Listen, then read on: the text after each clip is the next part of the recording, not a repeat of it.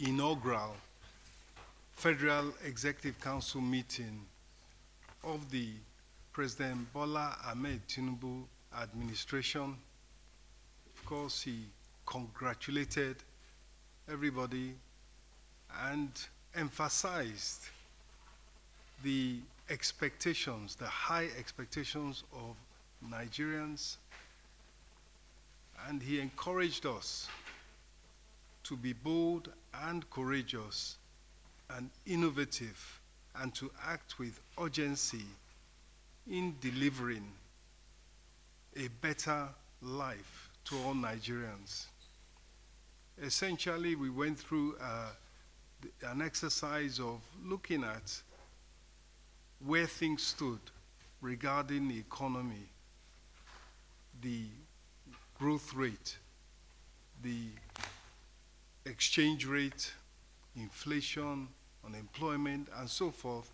And the conclusion, the overriding conclusion was that, and is that, we are not where we should be. And we also examined the President's 8-point agenda, his 8 priority areas for moving the Nigerian economy forward and for delivering to Nigerians. And those are basically food security, ending poverty, economic growth and job creation, access to capital, particularly consumer credit, inclusivity in all its dimensions, particularly as regards youth and women, improving security, improving the playing field on which people and particularly companies operate, rule of law, and of course, fighting corruption.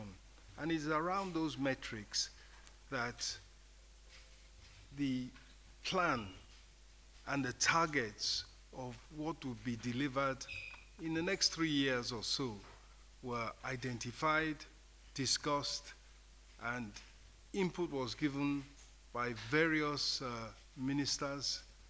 And we will now go away with the marching orders to refine further the targets in particular, and within weeks to start rolling out policies and programs to turn around the economy and make things better for all Nigerians. That really is the substance of what the discussion was all about.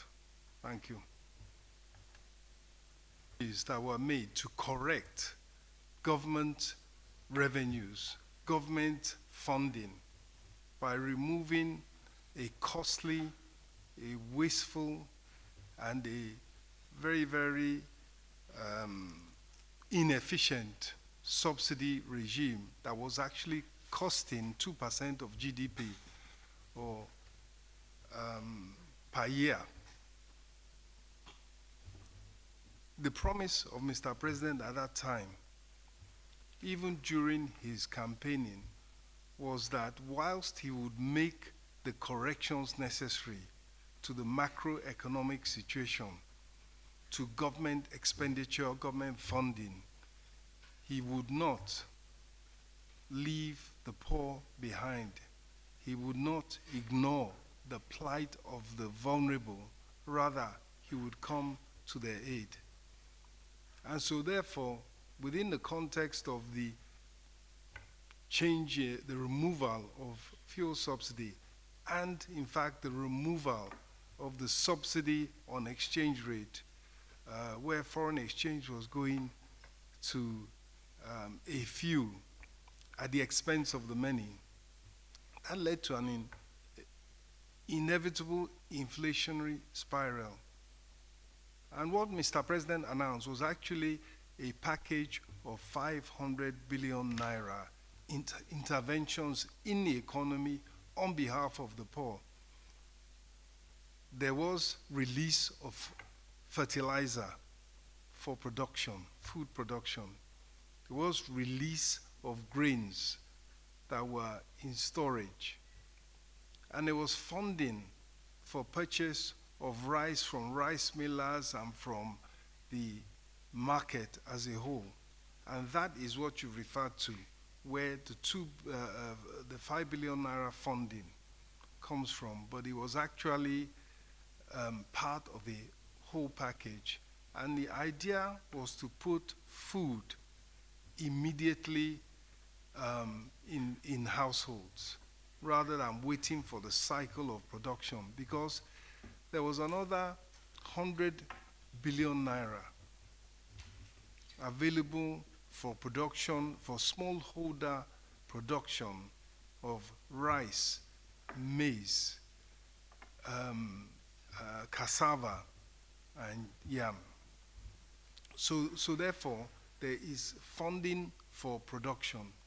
Likewise, there's there are funding for the smallest businesses, the nano micro enterprises. In addition, 100 billion naira of funding for mass transit. And then a further 100 billion naira or so for small and medium scale industries to produce. Because if you have high inflation, you need to meet that excess demand with supply. So it's a whole package of interventions in order to ease the pain of the necessary adjustments that had to be made by removal of fuel subsidy and by what we term elimination of the multiple exchange rates, which inevitably, as we said, led to an increase in the price level. That process takes time, and as it feeds through, prices will eventually fall. Inflation, as was happened everywhere else they have done this, inflation will eventually fall, but in the short term, the measure to provide funding to state governments was to put food on people's tables.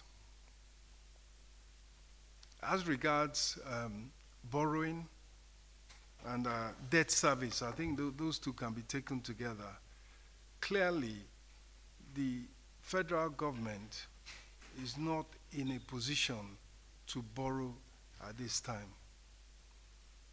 Rather, the emphasis has to be on creating a stable macroeconomic environment, stable inflation, stable exchange rate, and an environment within which people can come and invest, and thereby increase production and further grow the economy, improve, create jobs, and reduce poverty.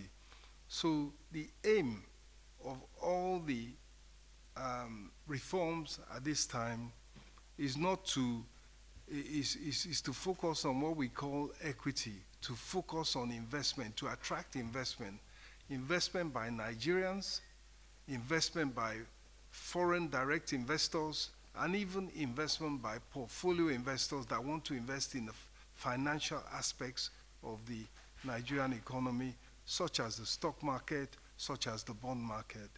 And so that is the plan.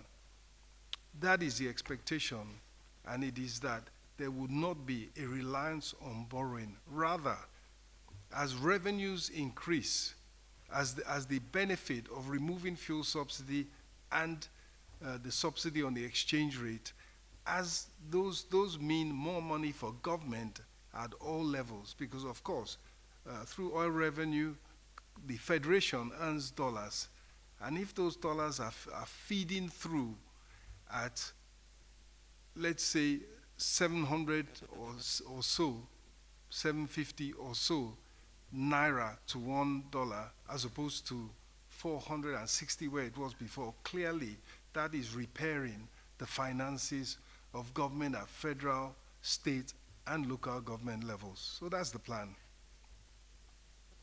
Thank you, Honorable Minister, Minister of Agri. I think it's important to add that in terms of the intervention program that Mr.